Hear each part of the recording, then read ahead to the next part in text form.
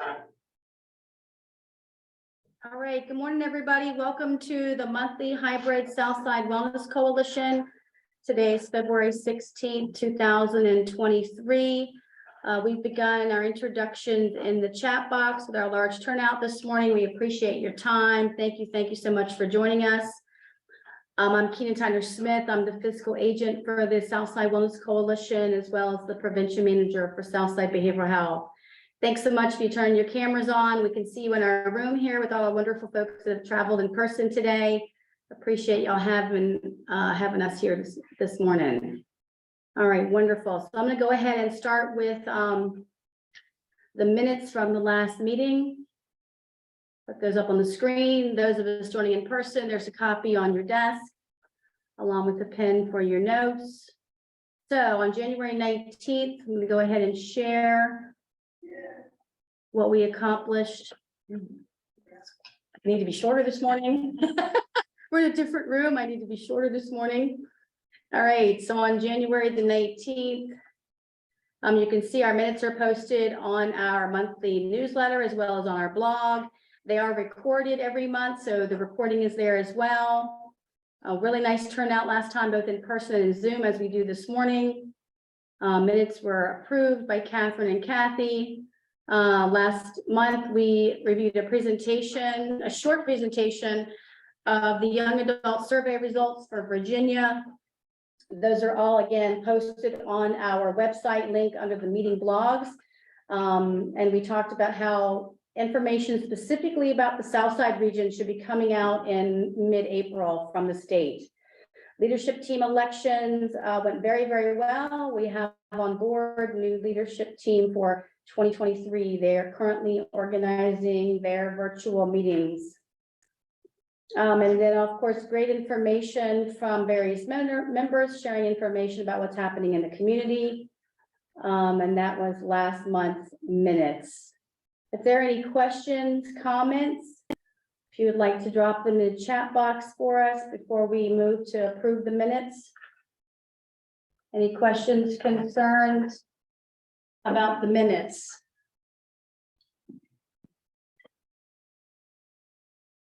Oh, okay.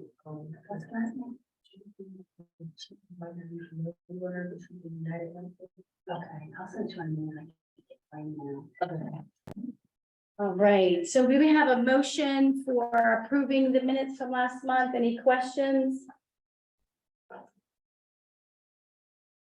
Can I get someone to either drop in the chat box or turn their microphones on for a motion to approve? I'll move. Motion to approve. Awesome. Mary and Patrice, y'all second and motioned each other. Wonderful. Thank you. Thank you. All right. Wonderful. All right. And then back to our agenda today.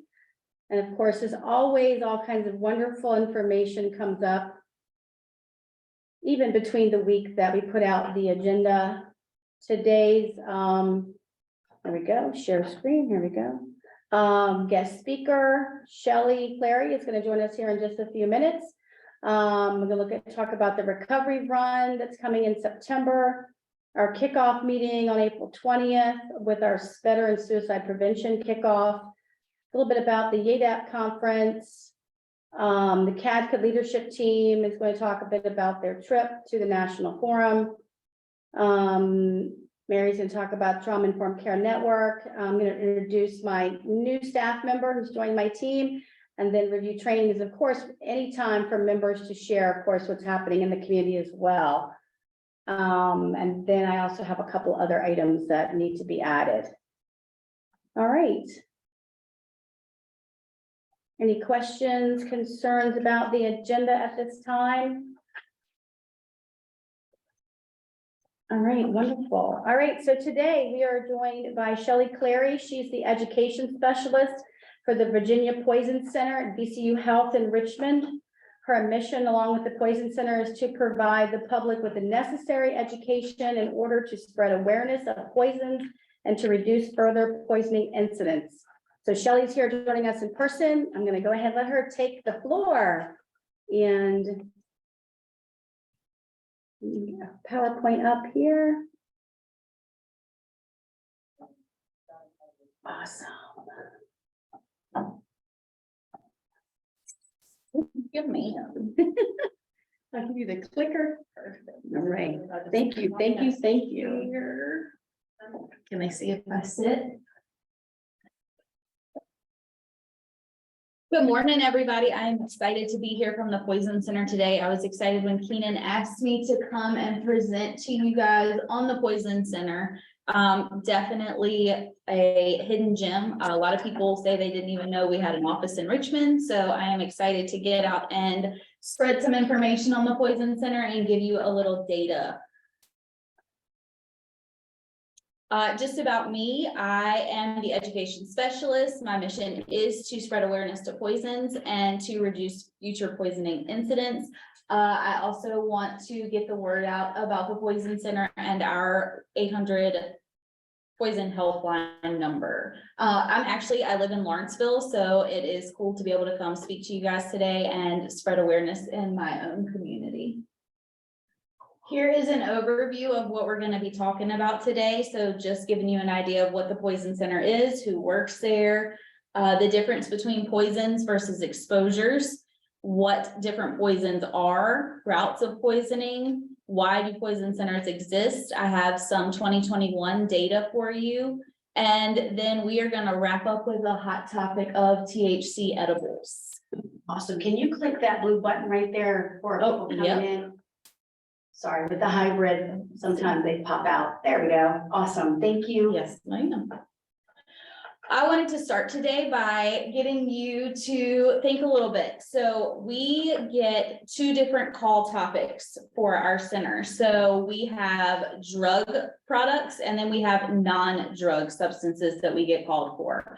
So I wanted you to take a second. If you're virtual, you can just kind of think about it. If you're in person, you have this sheet in front of you. The first at the top of yours, it is drug substances. So if you can just take a second, think about these. I want you to rank them 1 through 8, what you think our highest call product is or substance, and then 8 being what you think our least call volume for the substances. At the bottom, it's the non-drug substances, and you would just do the same thing, rank them 1 through 8.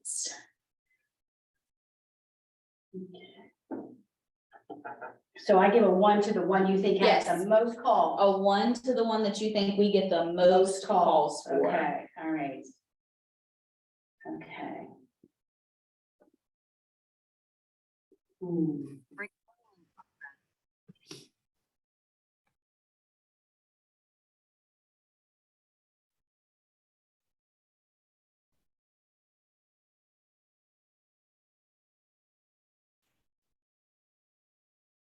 Okay, and then down at the bottom, most calls.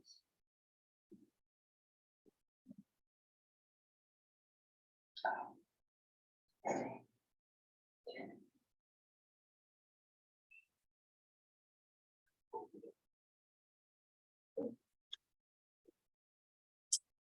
All right, we will get started.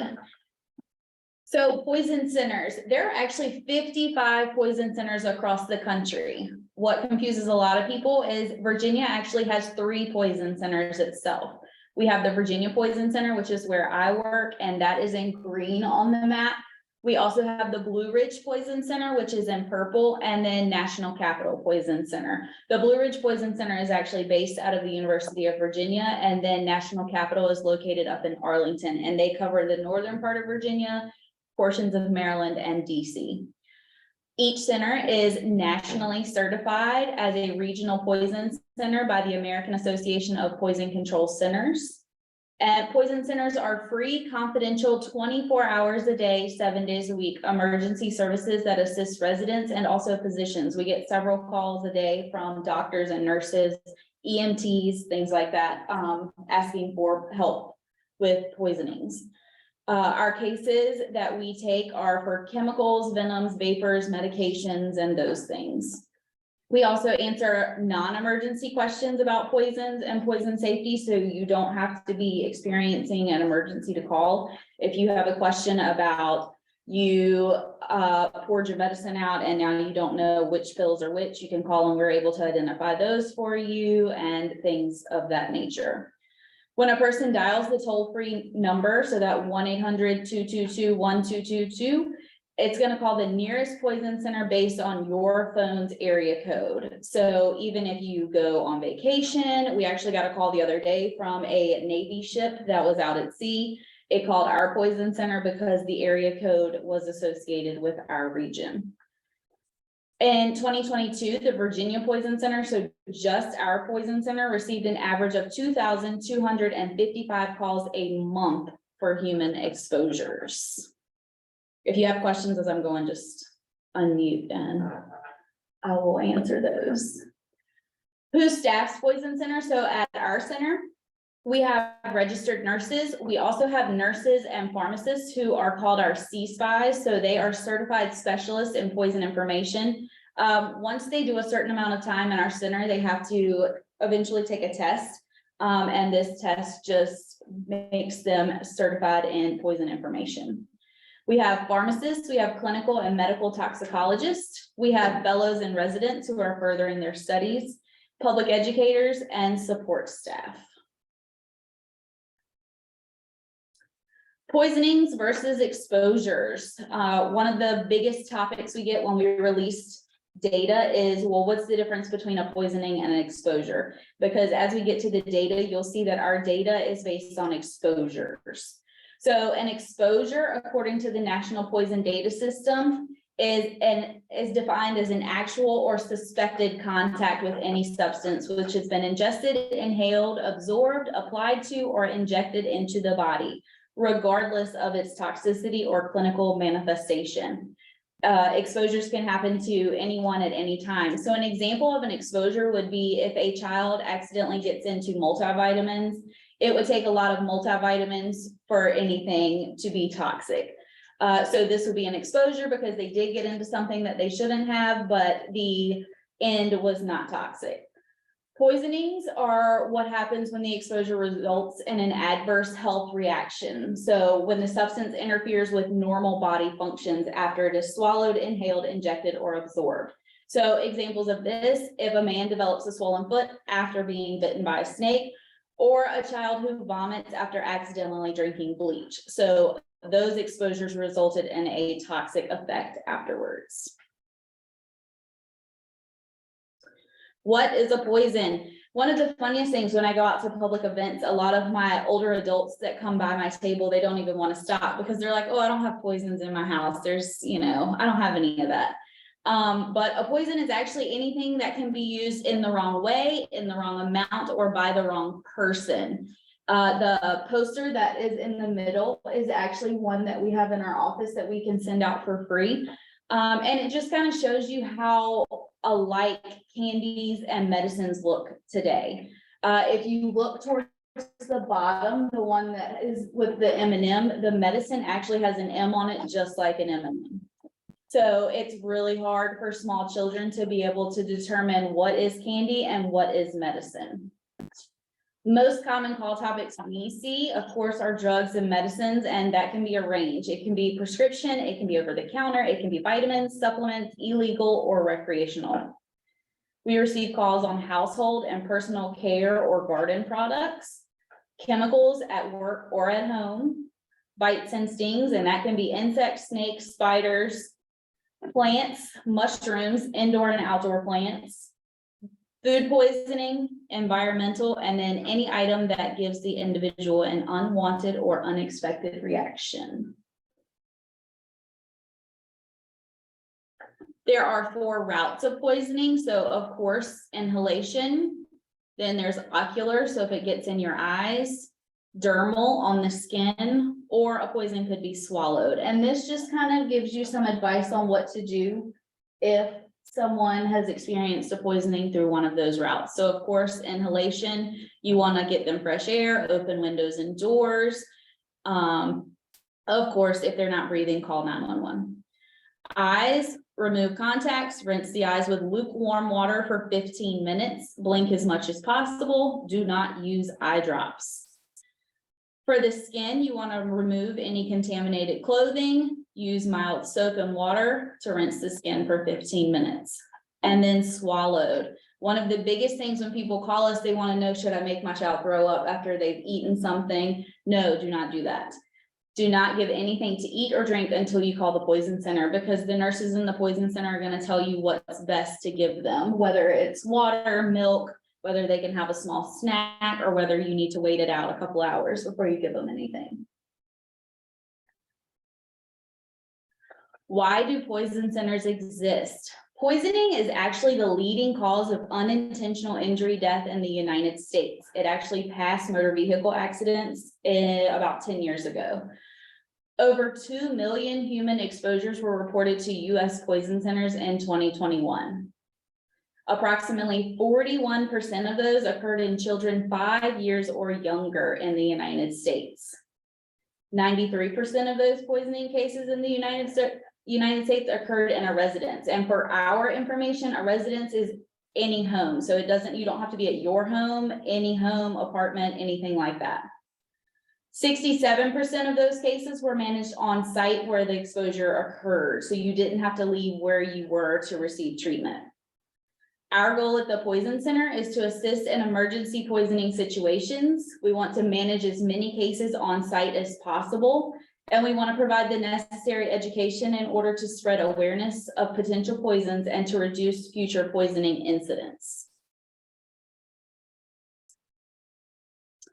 And here is the data. So I have 2021 data for you because with the 3 poison centers, it takes a little bit of time to put together all 3 centers. So we're working on that and it will come out in the next couple of months.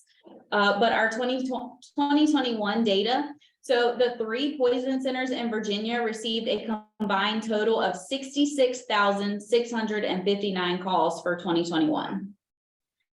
Of those calls, 58,607 were human exposure calls. 2,275 were animal exposures. And then information calls are just those questions that people are calling to answer. So we had 5,584 of those. Site of human exposure, this sometimes surprises people because they think healthcare facilities or workplaces may be a little bit higher, but actually we get the most calls from our residents. So that was 92% of our calls in 2021. Workplace was 1,178. Healthcare facility was only 344. Schools were 677. Restaurant and food service was 153. Public areas was 1,062. And then other or unknown, so they didn't tell us where they were, is 1,223. Is that surprising? No. I would think most, yeah, not really to me. I mean, idea that when I think about my own reasons that I've called the poison line, Been at home. it is something connected to the home, Yeah. where a child ingested. My son, when he was little, ate a tube of Neosporin. Yes. And I called the poison line and talked to them about that. So yeah, so the idea that it's coming from the home, something from a young child, I can identify with that. Right. As far as management site, so in 2021, we were able, it did not carry over my boxes there. The big red box there where it has 63%, that is how many cases we managed at home. So they didn't have to leave where they were. The blue box is how many were handled in a healthcare facility. And then I want to say the yellow is they refused treatment, and then the green was other or unknown. But of the cases that were managed in the healthcare facility, so this blue chunk right here, of those, 15% were treated and released. 4.06 were admitted to a critical care unit. 5.41% were admitted to a non-critical care unit. 6.67 were admitted for psychiatric treatment, and 3.27 were lost to follow-up. The benefits of managing on site, so being able to stay where you are, you're of course receiving 24/7 fast, free, confidential expert advice from healthcare providers who are prepared to answer your questions. It saves millions of dollars in unnecessary healthcare costs for the patient. And then the biggest one, it allows more efficient and effective use of limited healthcare resources.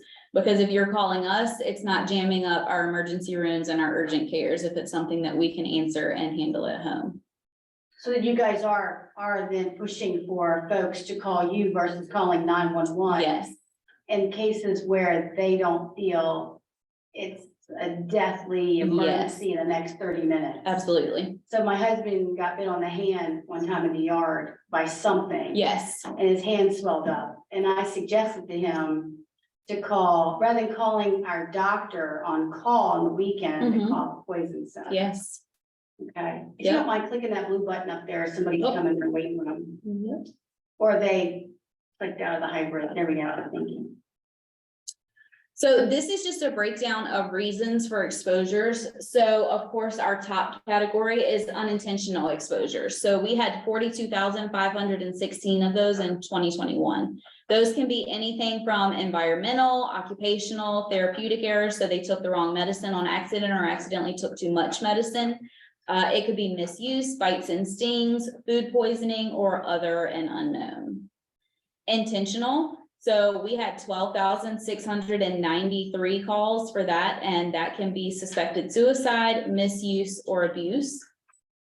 Adverse reaction, so those are just drug, food, or other.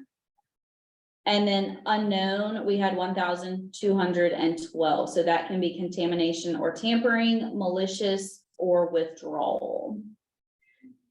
Top 5 routes for exposure. So this is probably not shocking. Ingestion is usually our highest one, 48,533. Inhalation or nasal was our next highest. So we had 4,554 calls for that. Closely following with skin exposure. So 4,323. And then the eyes, and then bites and stings were last. Can I ask a question? Yes. The food poisoning, I've never heard of. What if I suspect I've eaten something that was old? Or a lot of times it can be restaurants, like if people go somewhere and eat something and then they get sick, they'll call us and explain their symptoms and then they'll Okay. tell us the location. And then we're able to Oh, track it. okay. So like if we get a lot of calls Okay. from one restaurant, then we are able to kind of identify the problem. Oh, or like okay. Certain things, you know, like if people are calling in for a certain product, they ate this, then if we get several calls, we're kind of able to break it down. Oh, it's And, not my 3-day-old leftover.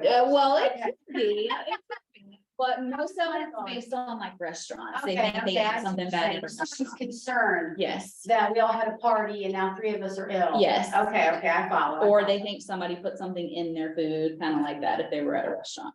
So, Okay, good. I love learning something new today. So it's recommended to call you guys, just so y'all can keep an eye on that. yes, because we're able to kind of track and see if there's a common denominator in the food poisoning. That would be important, so, yeah. Okay, I like that. Here are the answers to what you have filled out on your sheet earlier. So this is showing you the most common substances that were involved in poisonings and overdoses reported to poison centers in 2021. So if you look at your drug substances, the top call was actually for pain management medicine. So like your Tylenol, your Motrin, your ibuprofen, those kinds of things. Antidepressants was next. Sedative, hypnotics, and antipsychotics. Then cardiovascular drugs, dietary supplements, herbals, stimulants, and street drugs was actually 6 on our list. Vitamins, and then anticonvulsants. Was that surprising? What did you guys think would be at the top? I put stimulants in street. Yeah. Now, where would like, Neosporin fall in that? So That's not that, even somebody called. that would probably fall more under like personal care products Okay. on the other side. So the top 8 non-drug substances, cleaning substances, of course, is number 1. Cosmetic and personal care products, that would be, we get eye drops, toothpaste, things like that, mouthwash. Alcohols was number 3. Foreign bodies, toys, or miscellaneous. So this is your button batteries, your water beads, toys that they swallow. Pesticides, plants, chemicals, and then fumes, gases, and vapors. 7. I got number 1 right. I had cleaning substances. So let me ask you, you see a lot of this on social media? Mhm. So hearing aid batteries, little tiny batteries, those kind of batteries, very dangerous to children. Yes, because they can get stuck in the esophagus and Okay. burn the lining. Okay, so that's not a myth, when you see people that post pictures of their No. children who are in emergency surgery due to small batteries and small Yes, items. and sometimes it can pass right on through, sometimes they get stuck, so it's kind of one of those you just don't know. And in older kids, it's still a concern, but your younger kids is where, you know, we will immediately tell you to go to the emergency room. Oh, wow, okay. But nickel penny, since it's not a battery-based type of thing, it's not as dangerous. But they'll still send you to get an x-ray just to make sure it's passing through, Okay, okay. or we will recommend it.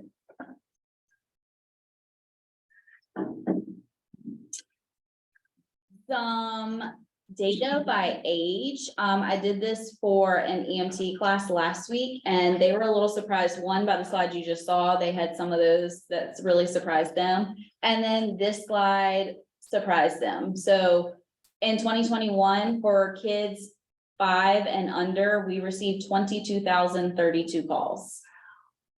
6 to 12, 3,688. 13 to 19 was 5,726. And then this next category looks like it's close in numbers, but if you look at the age span, we're going from 20 to 59 years, so a pretty big gap there. But they were 18,991.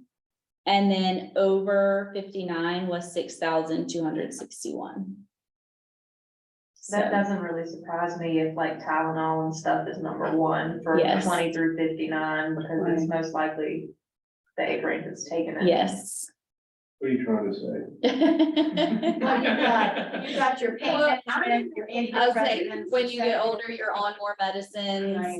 you're going to the doctor, so it's more likely for medicine mix-ups and things as you get older. And you have the Yes. cardiovascular drugs. Yes. They can be very dangerous. And then breaking it down by gender, so 5 years and younger in 2021, males were 11,692, females were 10,251, and then we have an unknown category, because when we took the call, they didn't tell us. And then you can see the 6 through 12, those were closer together. 13 to 19, females are a little bit higher, which I don't, you're going through your teenage years. I don't think that that's super surprising there. And then 20 to 59, there's a gap between males and females there.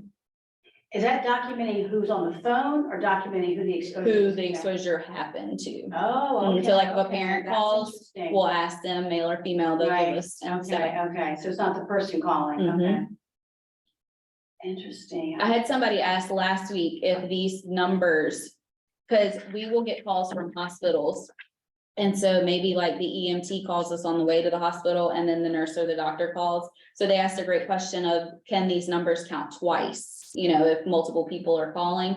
And we actually, our nurses do a great job of kind of following along with the patient. So if the EMT calls, we'll follow up once they get to the hospital, if we know what hospital they're going to. So usually it's not a repeat in numbers. So they do a great job with calling and just kind of tracking it. If you call us and tell us that a poisoning has happened and we ask you to go to a hospital, we'll give you some time and then we're gonna call the closest hospital to see if you went, just to be able to track it and see what happened. Okay, right, okay. And then this kind of addresses the question you asked earlier. So of course, we want you to call 911 if a person is unconscious, having seizures, or having trouble breathing. Call the poison center if someone took a medicine that they weren't supposed to, they took too much medicine, or you have a question about medicine. Maybe you just got prescribed a new medication and you don't know if you're supposed to take it with your other medication and you forgot to ask your doctor. you can call the poison center and the nurses will be able to help you out with that. We get a lot of calls of people drop their medicine in the floor, and when they pick it back up, they don't know what's what. So if you can describe it to us, if it has any letters, numbers on it, our nurses are able to kind of help you figure out what medicine was what. If someone got something in their eye or on their skin and it burns, you can call us. Got bit or stung, ingested or inhaled a product that may be potentially poisonous. One of the biggest things, information you're gonna need when you call the poison center, we're of course gonna need the age and the weight of the patient. We're gonna need the substance that you're calling about, if you know what it is. If you don't, we're kind of gonna need a good description. How much was taken, when it happened, symptoms that you're seeing, any treatments that you've already tried. So if you already gave them water, milk, if they already ate something, and the patient's medical history. So just to give us a background. And here are just a few safety tips from the Poison Center. These sound silly, but a lot of times we get so busy in life, we forget to do certain things. One of the biggest ones is to keep all medicines, cleaners, and potentially poisonous substances in locked cabinets or out of reach from children. We get so busy, we leave things on the counter and we just think, oh, I'll get it and put it back later. By that time, a child has grabbed it and it's too late. Keep medicines, cleaners, and potentially poisonous substances in their original containers and properly labeled. One of the big calls we get is somebody has gone out in the garage, they poured one substance into another container, sat it on the counter, didn't label it or anything. Big things are water bottles. People will pour stuff in water bottles and then somebody grabs it, drinks it. And so just make sure you're keeping it in the right container and it is labeled. Always read the label for safe dosing instructions. Never refer to medicine as candy to a child, as it can create the perception that all medicine is safe. You know, a lot of times we'll tell kids, you know, take your nighttime gummies or your nighttime medicine, and then they associate gummies with everything that's good. They don't know the difference between, oh, this is my medicine and this is candy. Buy products in child-resistant packaging whenever possible, but remember that child-resistant is not child-proof. It's just designed to keep children away from the product for a short time before you notice it. So kids can get into anything. And then safely discard of expired, unused, or no longer needed medications before they get into the wrong hands. When it comes to food, make sure you're washing your hands, your cooking tools, and your surfaces before, during, and after cooking. Thaw foods in the refrigerator, not on the counter. Keep hot foods hot and cold foods cold, and then it gives you the temperatures there. You should refrigerate food within 2 hours of cooking it, so don't leave it sitting out on the counter for long periods of time. Using a food thermometer to ensure that all meats, poultry, and seafood are cooked to a safe internal temperature. And never eat a mushroom unless it has been positively identified as edible. And people always laugh at that, but when the weather starts changing and it's wet outside, mushrooms start popping up. People think that they can go outside, pick them, take them inside, chop them up, cook them. Not a good idea. Who thinks that? Not a good idea. You would be surprised. When I was little, I vividly remember going out with my grandparents, because in the spring, mushrooms would grow outside. Yes. And we would go and get them, and they cook them, and they eat them. Yes, and So- some of them are not poisonous, Same but for me. you run the risk there. Over in England, my grandfather there was this big open, you know, about 2 acre just play area, really, most of it was open space for people to play soccer, and he would take me out there when we visited at 6 in the morning as the sun was coming up to pick the mushrooms. And I'm assuming he knew what they were. Yes. And that they were safe. Probably. But yeah, I They were- see the confusion. Yes, we actually had a couple cases back in the fall where people went out, picked some, and they actually wound up in the hospital, and 1 or 2 did not make it. So it is definitely a very serious thing. Now than it is back then, I guess, you know, Yeah. cause we used to eat muscadines off the tree. birds, Yes, Without even watching them. You didn't- Pick them up and just eat them. yes, Now you can't even, you be scared to do stuff like that. absolutely. spraying with pesticides now. Yeah, very Yeah. true. Yeah. Very true. And then a big thing for us is carbon monoxide poisoning. So make sure you have a working carbon monoxide detector in your home. Carbon monoxide is a colorless and odorless gas that can lead to severe illness and even death. And a lot of time, when you get to the point that you notice it, it's too late. So make sure you have those in your home. And then we're gonna go, and I have a medicine of how to dispose of your medicine. That's one of the most popular questions that I get when I'm out at events. Okay, how can I get back to? Oh, just pull that, you can pull that tab away, there you go. Okay, And as long as it's green, we're good there. As you're sharing, it's successful. yay.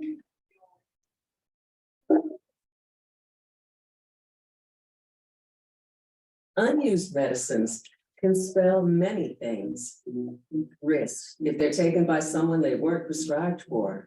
Harm, if accidentally taken by a child or pet.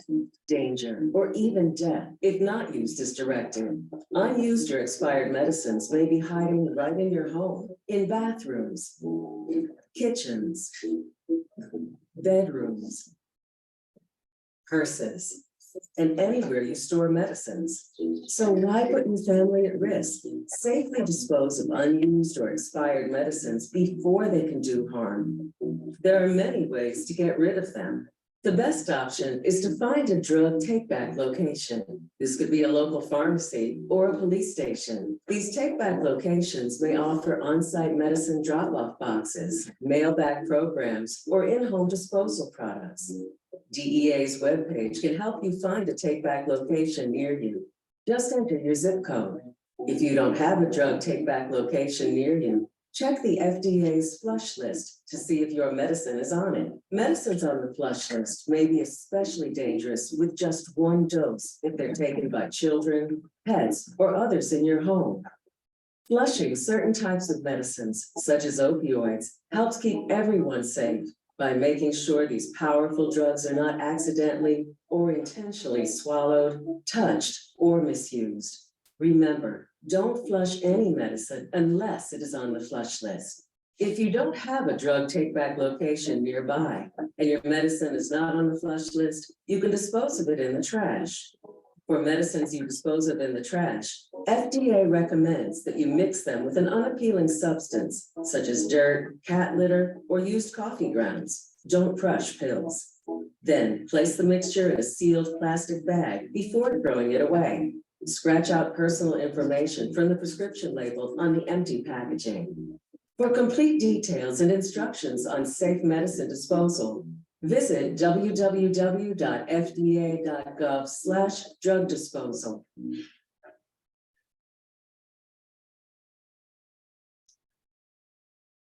Awesome. If you don't mind me interjecting, we are going to be running one of our video screens. What do you do with medications that have not been used or are out of date? When they are no longer, March and April connected to the permanent drop box locations in our 3-county area. Perfect. And I'll send that with everybody in the follow-up. Very good. Yes, and the DEA's drug take back day, the next one is in April, so Right. that's another option.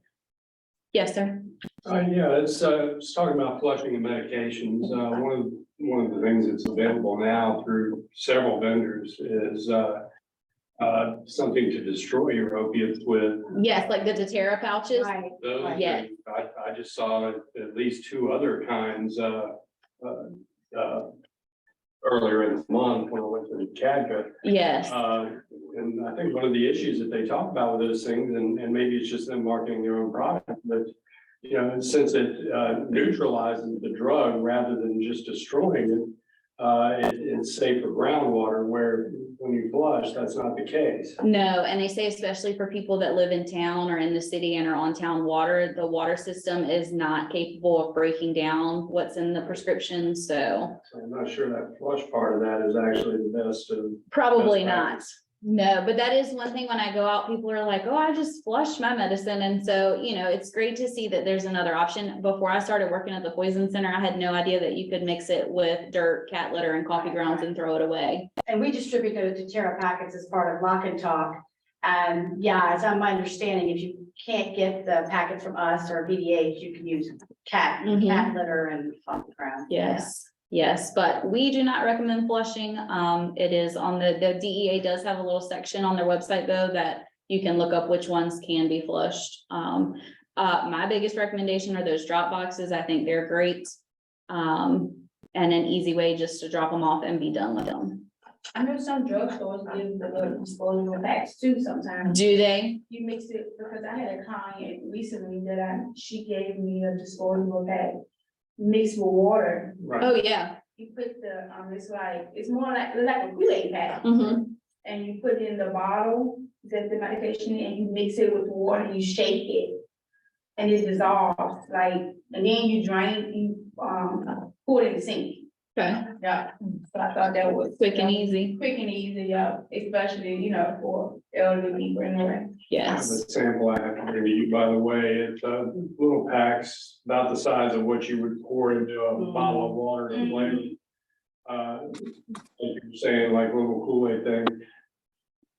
Much less to ship or store, like thousands of doses versus the Deterra packs where you just add water. But, and of course, I left a little bag sitting right there on the thing on the way out the door this morning. I'll bring it to you.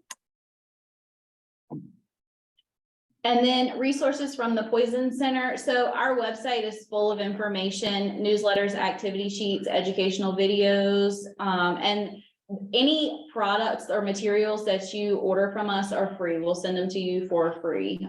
We have brochures, magnets, we have kids activity coloring books. I can actually show you. Let's see.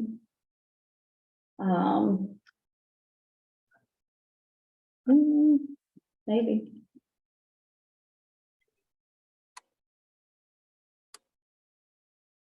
If you go to our site, you're able to go to public education. We have all kinds of fact sheets, so if you ever need to look up something, we have tons of those. And then material order forms, so stickers, magnets, we have Spanish materials, activity books. These are posters that can be displayed in different places. So those are all there, and we do send them for free. And then one thing that I have been working on this year updating is we have a learning and activity page. We actually have a poster contest going on right now for Poison Prevention Week, which is coming up. But our activity page has a home safety checklist. There are tons of educational videos and games. So, talking to kids about poisons isn't always easy, and we don't always know what to say other than it's bad. So there's escape rooms, there is a digital activity where they go around the home and look for things. There's a storybook that can be read. And then down here at the bottom, these are just printable activity sheets. That won't load, but that's okay, because you can go check them out. But they're coloring sheets, they're word searches and things like that, that could be beneficial. So back over here. And then a hot topic for us this year has of course been THC edibles, cannabis edibles, especially with small children. So this news story ran at the beginning of the year, and it was kind of what drew the interest to news stations. If you've watched your local news, there's probably been something on edibles recently.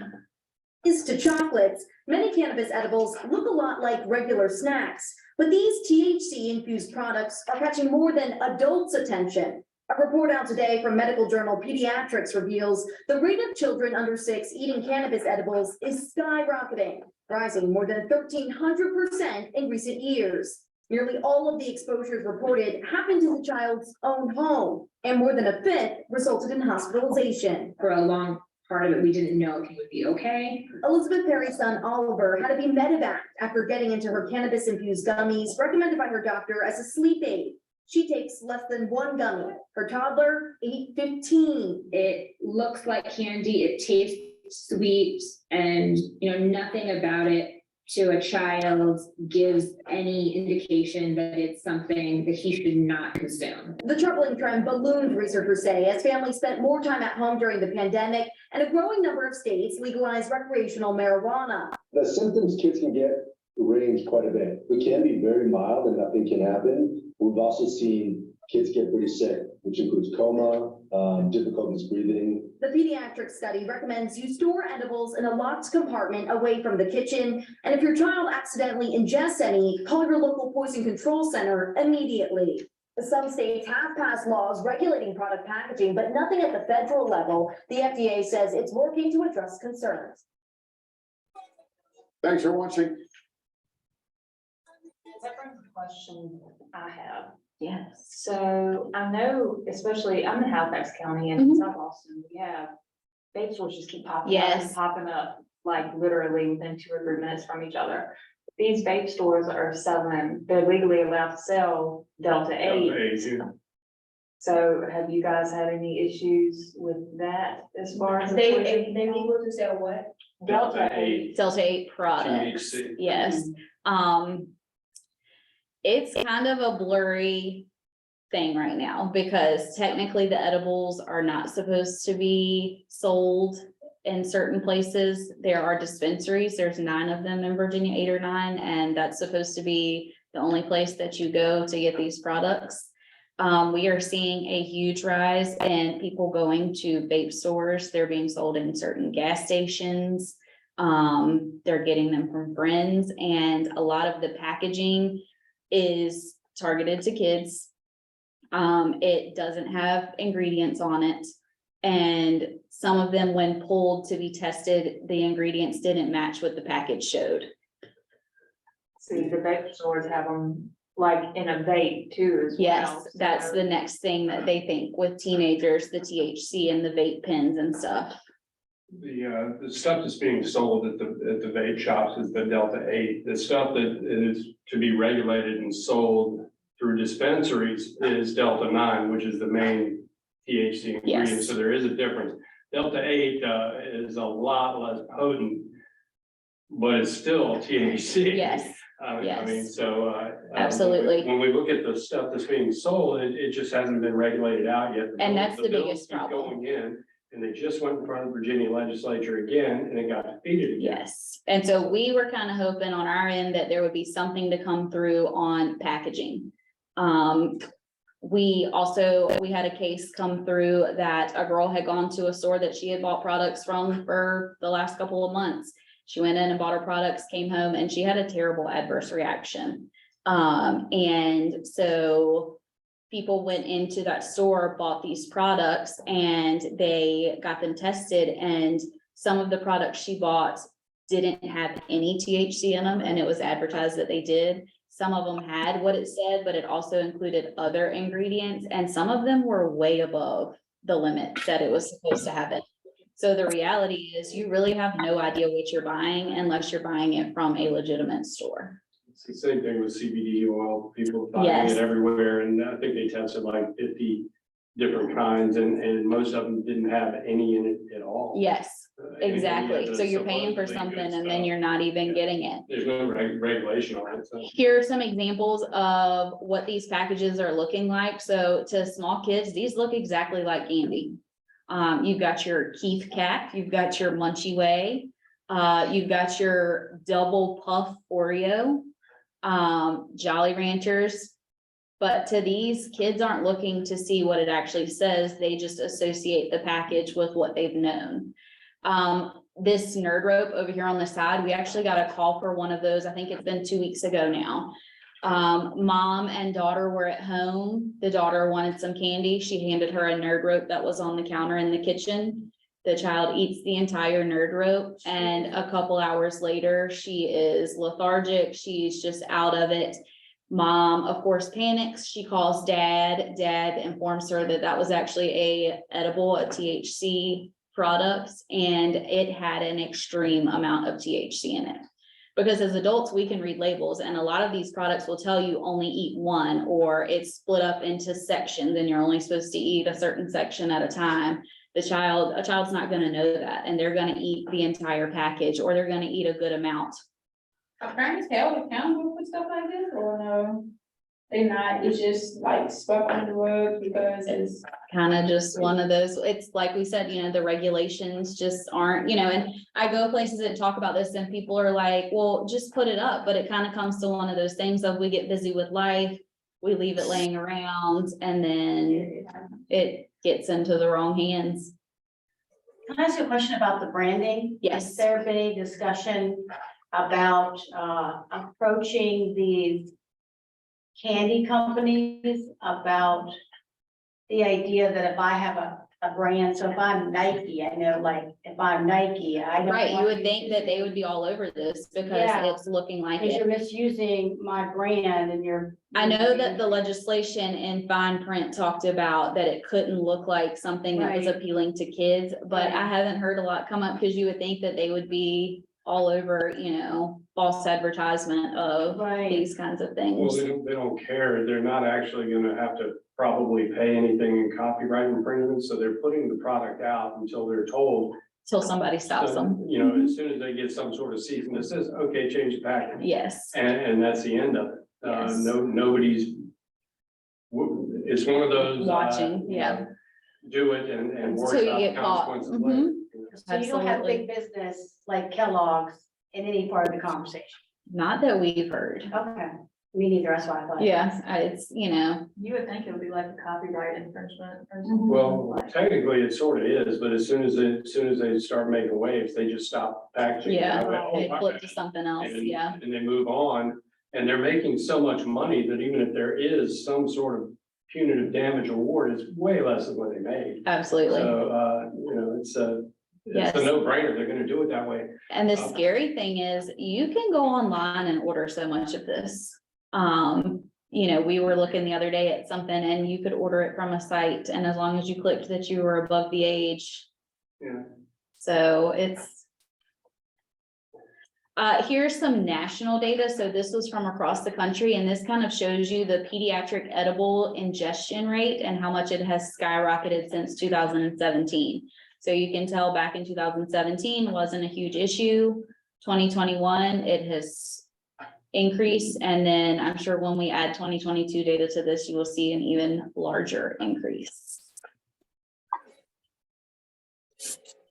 This data is just from our poison center, so this is not for the entire state. This shows you, so if you look at the top, it says any THC product, all ages, so you can tell between 2018 and 2022, all ages for THC products went from 98 to 493. So we saw a 403% increase. The most alarming is if you look at the bottom, the THC edibles under 6 years old. We went from 3 cases to 88 cases in 2022. So we saw a pretty large gain there.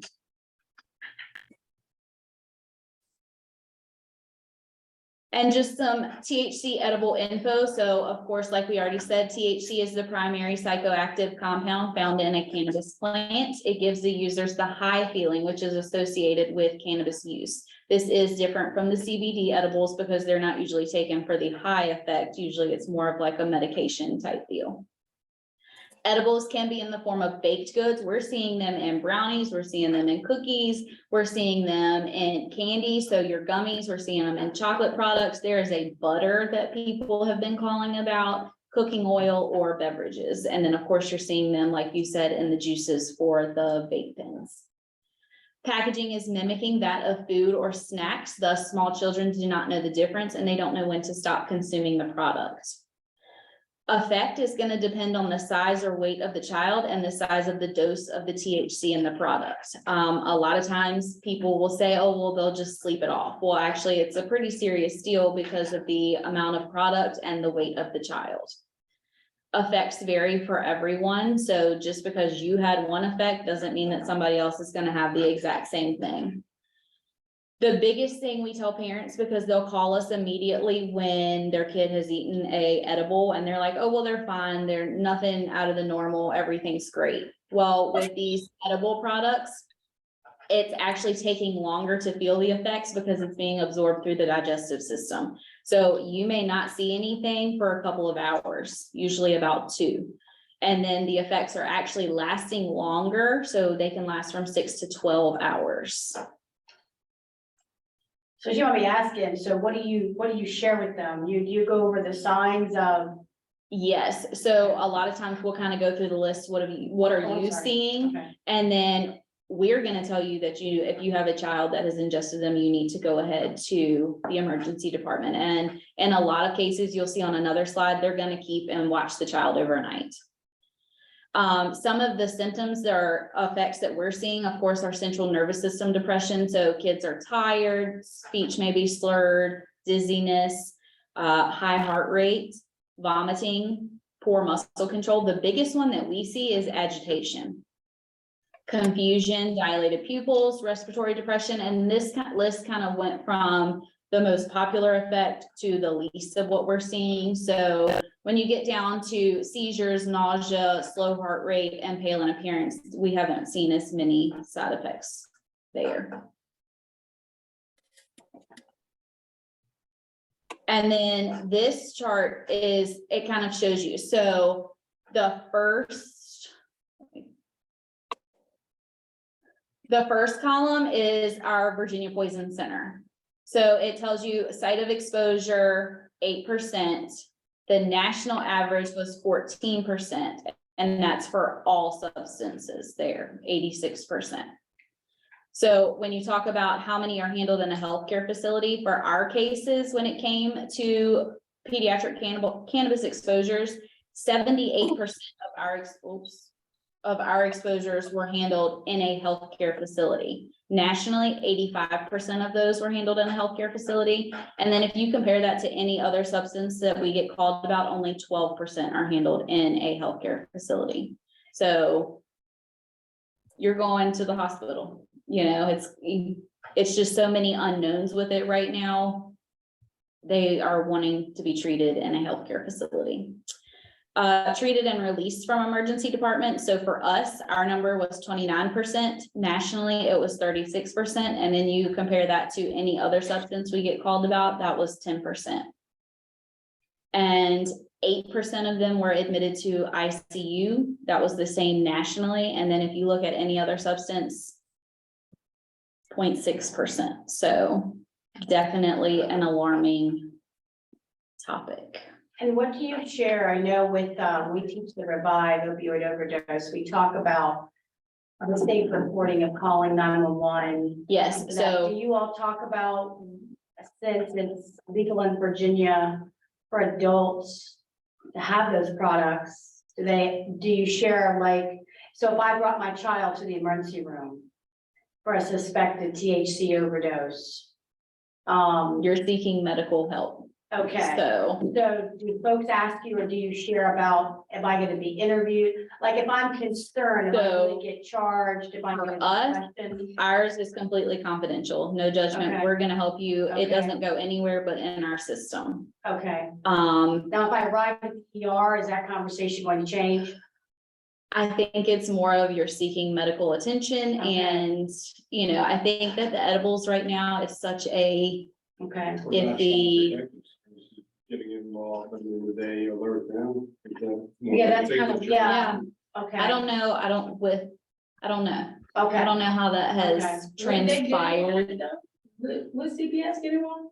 I mean, it's an accidental, right, it's an accident, like you said, the nerd rope, that's an accidental exposure, miscommunication I between. guess too, it depends on, is this happening on a regular basis? Is this like first Right. time, Okay. were people in the home? Would you Was your child left? Had people who called and said, I don't want to go to the emergency room because I'm worried about. Okay. Yes, we also, so these numbers are probably a lot lower than what they should be too, because we have Okay. people that don't even want to call the poison center because Okay. they think that we're gonna turn them in. Right. And that's not the Okay. case at all. Okay, okay. Ours is completely confidential. So you were asking if the laws that we talk about for the So there are opioid. rules. Well, I'm thinking, Apply yeah, this right, situation since we well. share that, you're protected, you Mhm. won't be arrested. I wondered if there was the same type of messaging with, if I'm a parent and my child's ingested an overdose on an edible, and you're advising me to go to the emergency room. if there's gonna be a follow-up conversation. And we do have them, like, we'll follow up and call, they won't answer the phone when we call back, They scared. they haven't gone anywhere, so. But you're saying that you call the hospital and you ask the hospital if a person is If they're coming. there, if they've checked in or anything, so Interesting. sometimes we're able to follow it, sometimes it goes back to that refused, Right, so. okay.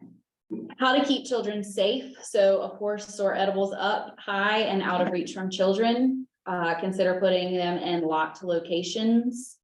The biggest thing we tell people is keep them out of the kitchen. Kids associate the kitchen with things that they can eat, so if you're leaving those products in the kitchen, they don't know the difference.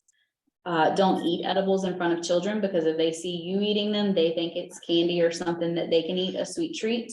And then, of course, call the poison center if you suspect a child has ingested an edible for guidance.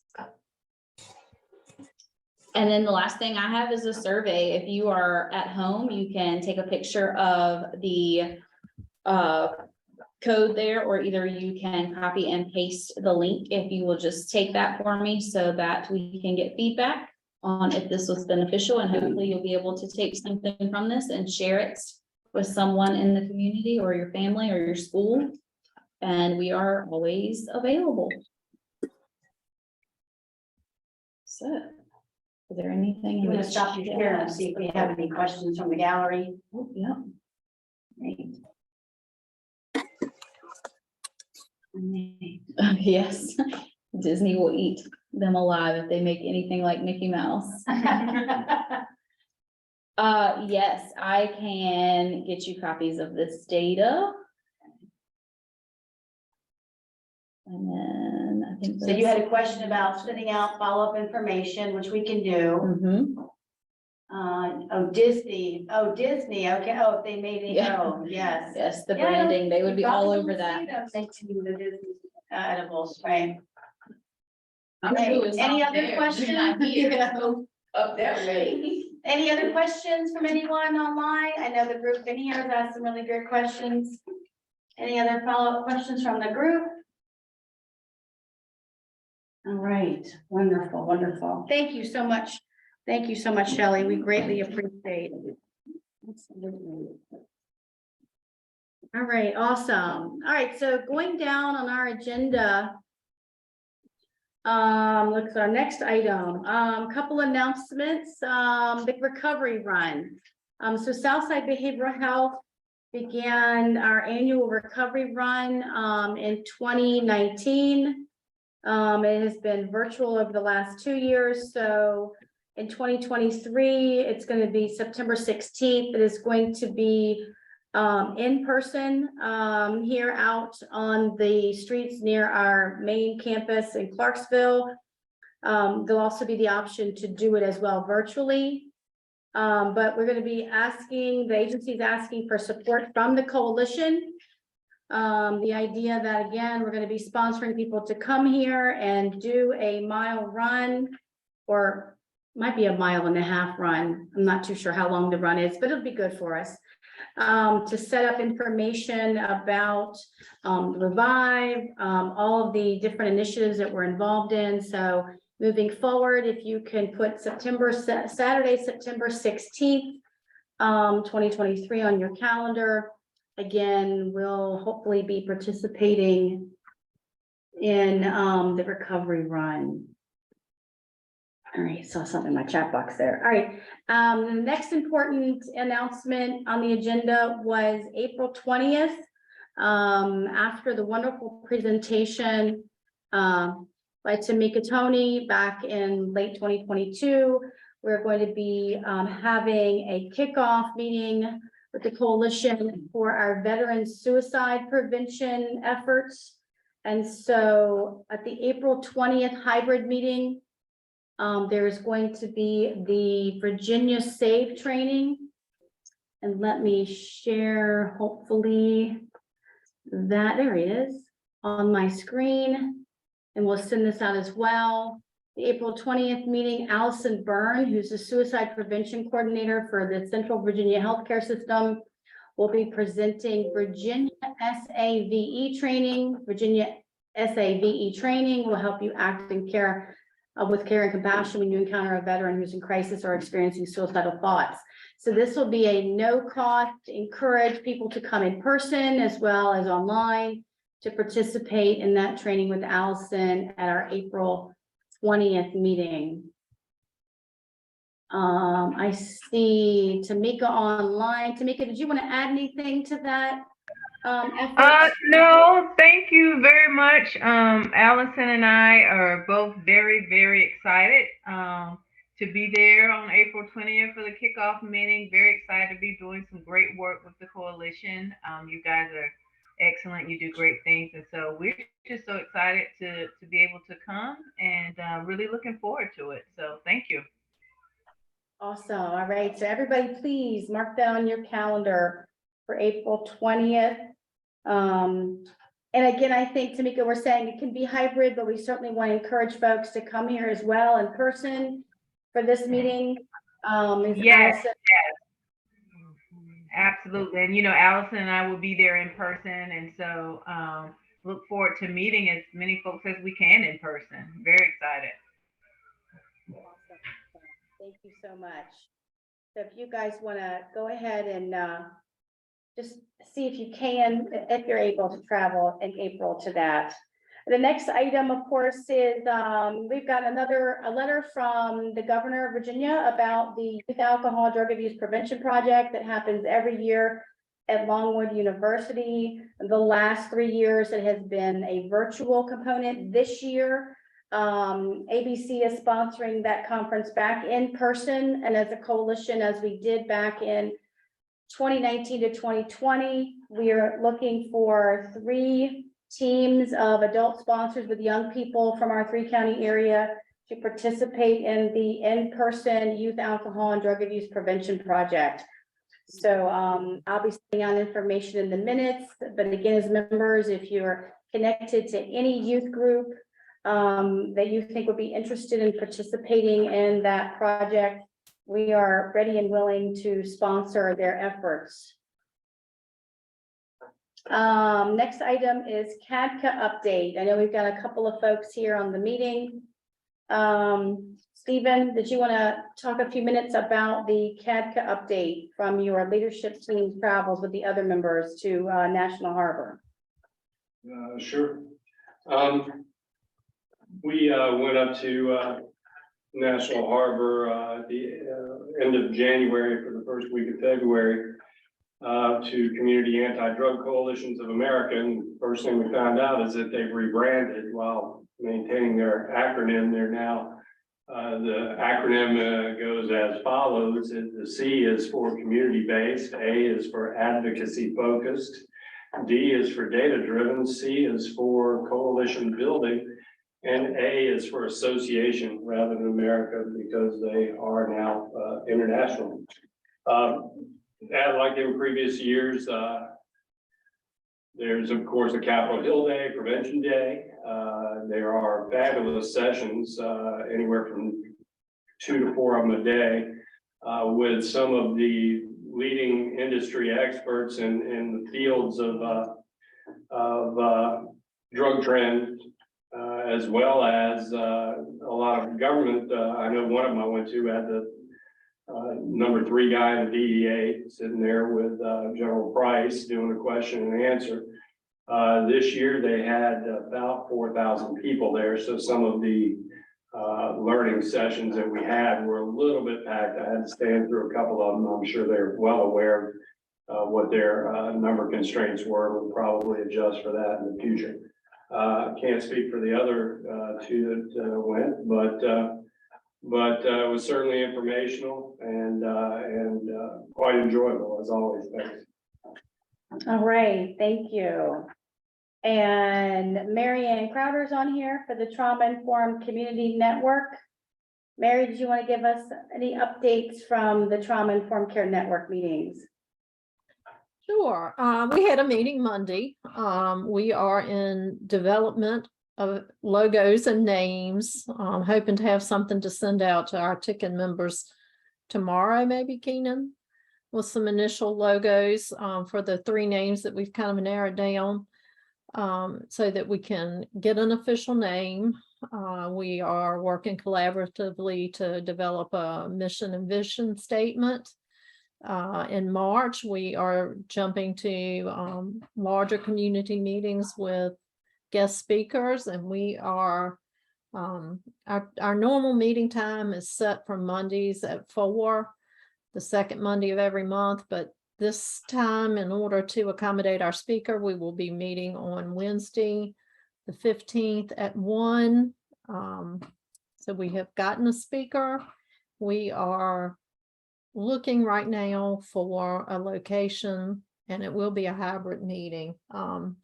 Jamie King, who is the lead of the school resource officers in Mecklenburg County, is going to speak to us about his work, about the role of where he's seen trauma in his work, and about a new initiative the schools or a group is trying to develop within the schools to rework alternative ed, you know, to offer more opportunities for the students and more support. Patrice and I are going next week to the Creating Trauma Sensitive Schools Conference in Houston. We're looking forward to that. We're also sending virtual members, virtual attendees for the conference at the end of the week. And we're just looking forward to getting a lot of good ideas and growing as the year goes on by, having more activities and more involvement, and would love to have any or all of you join our group. Anything I missed, Patrice or Keenan? No, nothing. Covered it all. Okay. Sounds great. All right, thank you all. And then I have some happy news on my end as well.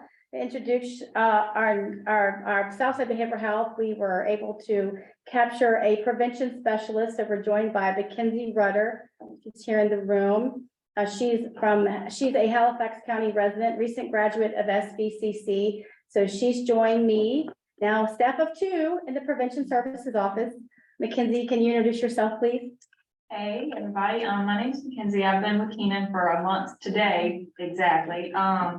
So specifically this week, I did some outreach in the community for the nicotine-free pledge, got some new local businesses on there in all 3 counties that we cover. So that's good news. And I'm very happy to be here.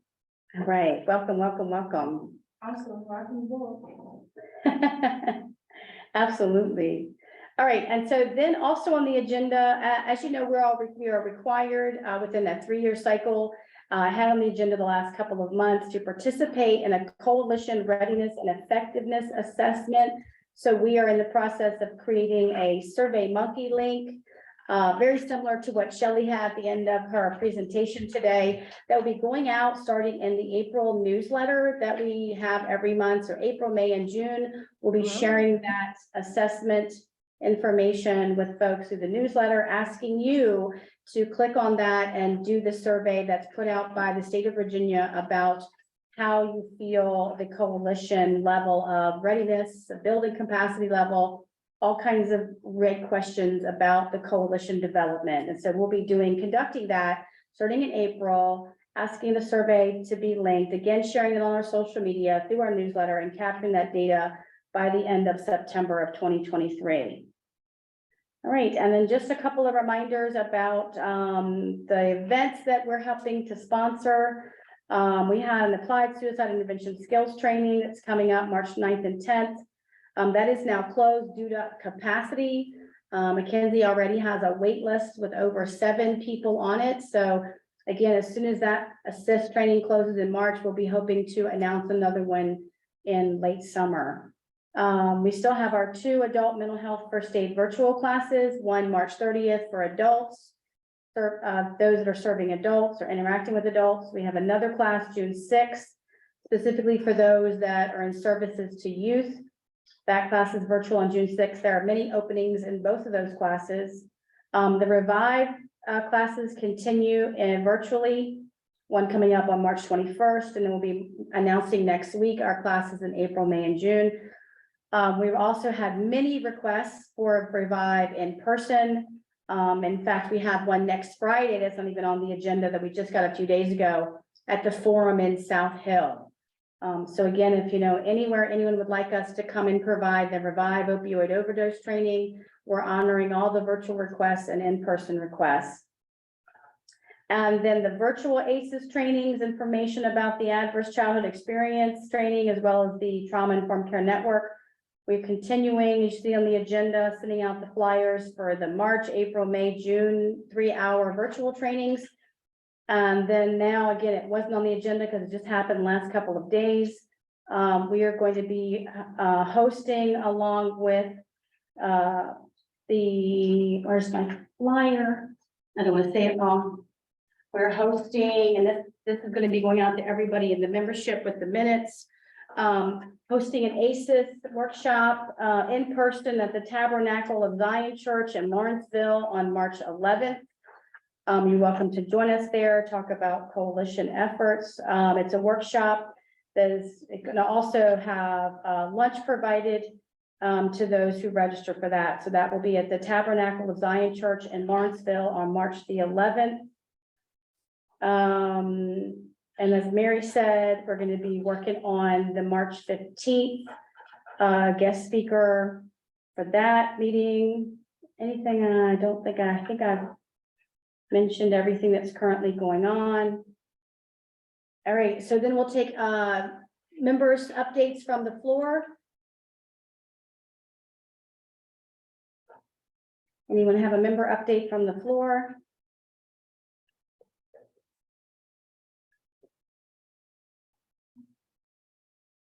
All right, let me check the chat box. All right, any updates from the room? All right, any questions about any of the wonderful information that was shared today?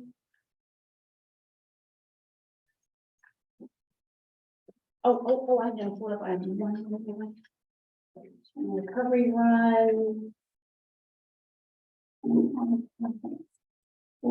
Okay. The VCU, also Christy sent in. Let me share on the screen. I'm gonna double check my information here. Where did it go? Should be right here. Let's see, not that. Let me get that real quick. There it is.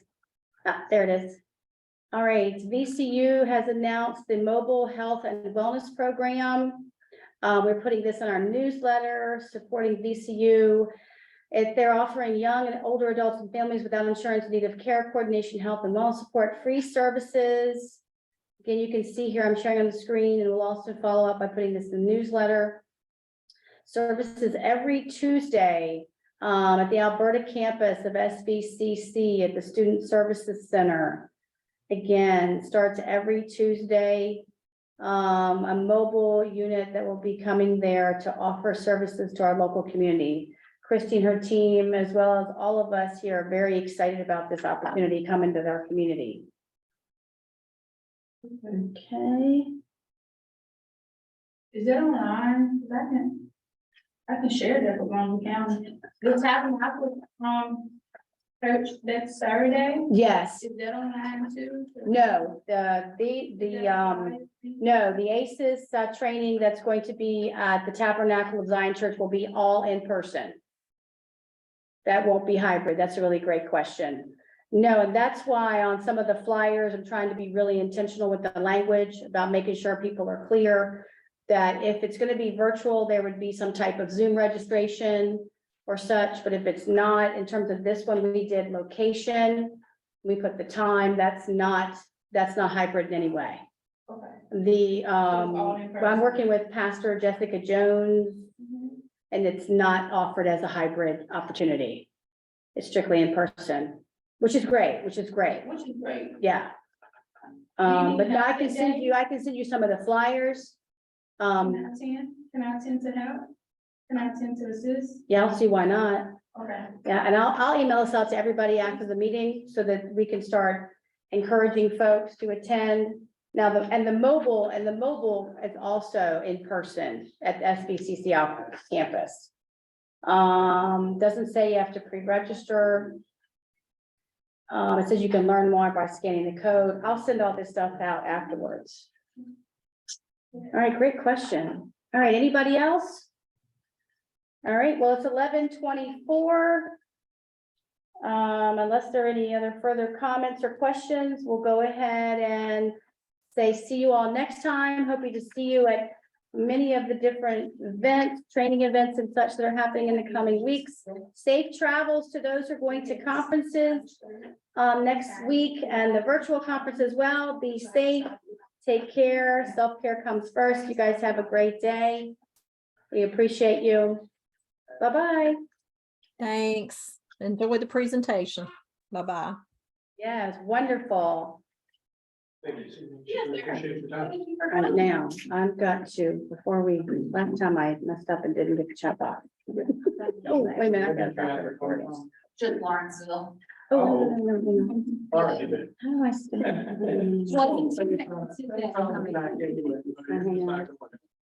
Thank you.